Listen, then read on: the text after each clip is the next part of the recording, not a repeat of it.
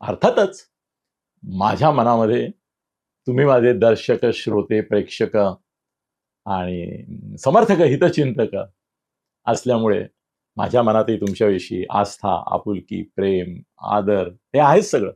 तुमचं भलं व्हावं ही माझी इच्छा असणार, हेही स्वाभाविक आहे. हा, पण ही माझी इच्छा झाली. नियतीची इच्छा काय आहे? नियतीच्या मनात काय आहे? म्हणजेच भारताचं, विश्वाचं असं दोन्ही स्तरावरचं म्हणजे राष्ट्र, महाराष्ट्र आणि आंतरराष्ट्र असं भविष्य काय आहे? भवितव्य एक राजकीय विश्लेषक म्हणून, पत्रकार म्हणून मी सांगू शकतो. ते वेगळ्या पद्धतीने त्याची कारणं देऊन मी सांगू शकतो. पण आज मी एका नव्या व्यक्तिमत्वाची ओळख तुम्हाला करून देणार आहे. खरं म्हणजे आज ते स्वतः इथे येणार होते, तशी अपॉइंटमेंट ठरली होती, पण त्यांचं काही एक धार्मिक अनुष्ठान आहे. ते खूप विद्वान आहेत आणि आध्यात्मिक साधना पण त्यांची खूप आहे. ती कुठे आहे, काय आहे, तुम्हाला कुठे बघायचं तेही मी सांगेन. त्याचप्रमाणे ते उत्तम असे लेखक आहेत, कडवट हिंदुत्ववादी आहेत, कडवट हिंदुत्ववादी आहेत. आणि सगळ्यात महत्वाचं म्हणजे निरूपण ज्याला म्हणतो, आख्यान वेगळं, व्याख्यान वेगळं, प्रवचन वेगळं, निरूपण वेगळं. ते उत्तम निरूपणकार आहेत. त्यांची खूप शेकडो भाषणं झालेली आहेत आणि एक आध्यात्मिक असं वारसा आणि परंपरा त्यांना लाभलेली आहे. ते उत्कृष्ट भविष्य देखील सांगतात. तर त्यांनी मला एक ट्रेलर दिलाय, त्यांना मी बोलवलेलं आहे. ते आज जरी येऊ शकले नाही तरी लवकरच येतील आणि कदाचित शक्यता असेल की आठवड्यातून एकदा ते पुण्याला असतात. तर माझा माणूस जाऊन त्यांचं शूटिंग करेल किंवा ते मला जे पाठवतील ते मी तुम्हाला वाचून दाखवेन. पण भविष्याचा सुद्धा एक हे सुरू करतोय आपण सेगमेंट आपल्याकडे. मित्रांनो, त्यांनी सांगितलेली जी भविष्य आहे ती मी क्रमशः तुम्हाला सांगतो. खतरनाक आहे. हॅपी न्यू इयर म्हणतोय मी खरं, पण मला जरा थोडंसं असं वाटतंय की मी जे काय ऐकलंय धर्मयोगी सुजित चंद्रांकडून, त्यानंतर मी तुम्हाला हॅपी म्हणत असताना एक इशाराही देऊन ठेवायला लागतोय की कदाचित पुढलं वर्ष हे मागच्या वर्षापेक्षा अधिक अनहॅपी, डिझॅस्टरच ठरू शकतं. महाराष्ट्रामध्ये काय होईल याच्या संदर्भात धर्मयोगी सुजित चंद्र यांची भविष्यवाणी अशी आहे की 2026 मध्ये, आता याची कारण मीमांसा त्यांनी करायला पाहिजे. याचं कारण काय की त्यांनी जे काय सांगितलं ते सांगत असताना त्यांनी ग्रहदशा काय असतील, काय प्रकारच्या कुणाच्या पत्रिका आहेत, त्यांच्याकडे सगळ्यांच्या पत्रिका देखील आहेत. अगदी फडणवीस, शिंदेपासून अजितदादा, शरद पवार, उद्धव, राज सगळ्यांच्या पत्रिका आहेत त्यांच्याकडे. त्यामुळे त्या पत्रिकांच्या आधारे आणि ग्रहदशांच्या आधारे काय समीकरणं निर्माण होतात ग्रहांची आणि त्याच्यामधून काय निष्कर्ष निघतात आणि ते तुम्हाला कुठे घेऊन जातात हे तपशील मी नाही सांगू शकणार. याचं कारण मी ज्योतिषी नाही. मी ज्योतिषी दिसतो पत्रकार असताना, पण त्याचं वेगळं कारण असं आहे की महाराष्ट्रामध्ये खूप मोठमोठे जे ज्वेलर्स आहेत महाराष्ट्रातले, त्यातल्या एका ज्वेलरचा तर मी ब्रँड अँबॅसेडर आहे. म्हणजे त्यांच्या सर्व दुकानांवर, स्वर्ग नावाचे ज्वेलर्स आहेत, त्यांच्या सर्व दुकानांवर तुम्हाला माझे फोटो दिसतील, माझ्या हातातल्या अंगठ्या दिसतील, त्यांच्या सगळ्या जाहिरातीत मी तुम्हाला दिसेन. आणि मी महाराष्ट्रातल्या अनेक ज्योतिषांचा महागुरु या अर्थाने आहे, मी त्याला अजिबात ज्योतिष शिकवत नाही, पण त्यांना ज्योतिष आणि स्टोन्स या संदर्भामध्ये मार्केटिंग आणि वेगवेगळ्या माध्यमातून कशा प्रकारे त्याचा हे करायचं, विक्री, व्यवहार, व्यापार या संदर्भात मार्गदर्शन करतो.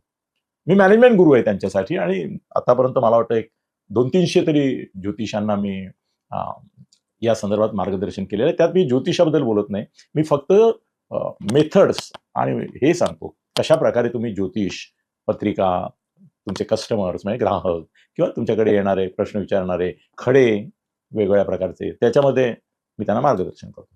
तर त्यांनी ते ग्रहदशा वगैरे काय मला सांगितलं, मी म्हटलं बाबा रे तुम्हीच आपण या इथे आणि हे समजावून सांगा, मला काही हे पत्रिका दाखवून लोकांना समजवता येणार नाही. त्यापेक्षा मी त्यांनी सांगितलेले महत्वाचे निष्कर्ष तुम्हाला सांगतो. मित्रांनो, मी का म्हणतोय की खतरनाक भविष्य आहे.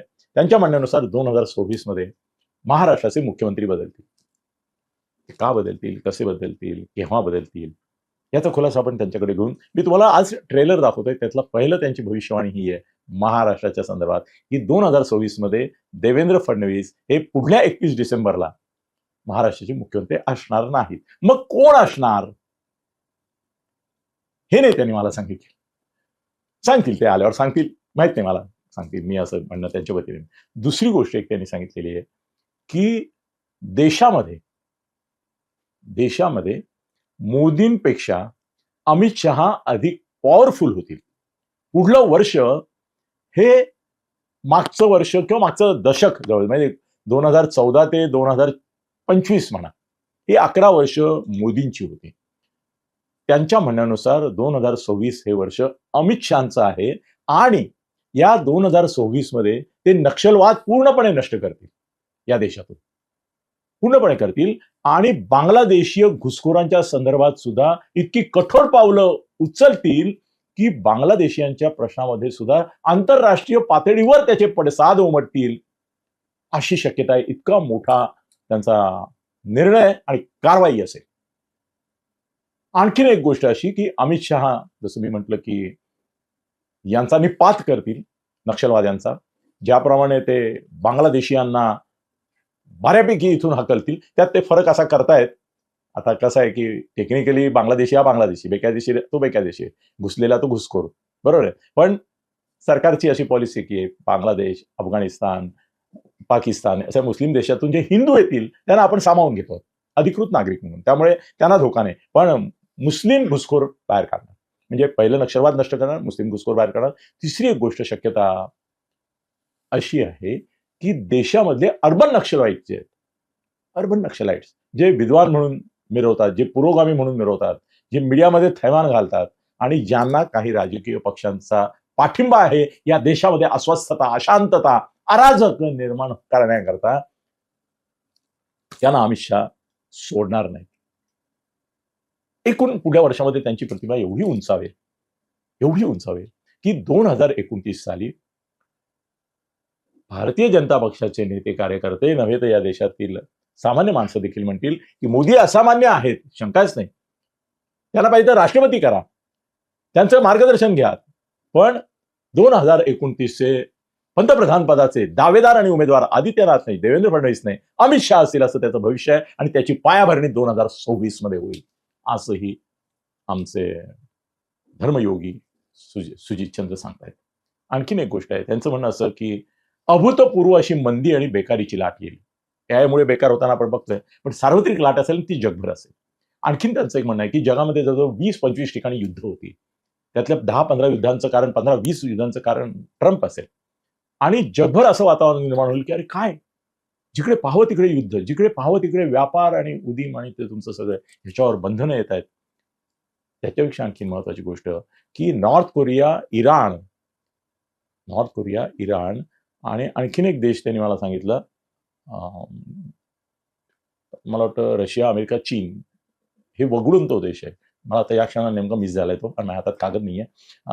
ते अण्वस्त्राचा वापर करतील त्यांच्या युद्धामध्ये आणि त्याचे परिणाम जागतिक वायुमंडलावर होतील, जे सगळ्या जगाला भोगावे लागतील. ही त्यांची आणखीन एक खतरनाक भविष्य आहे. एकूण 2026 हे खूप क्लेशकारक ठरणार आहे आणि खूप परिवर्तनशील ठरणार आहे, असा त्यांचा निर्वाळा आहे. तो तुमच्यापर्यंत पोहोचवला. मी ट्रेलर दाखवला, पिक्चर सादर करण्यासाठी ते स्वतः येतील. धन्यवाद.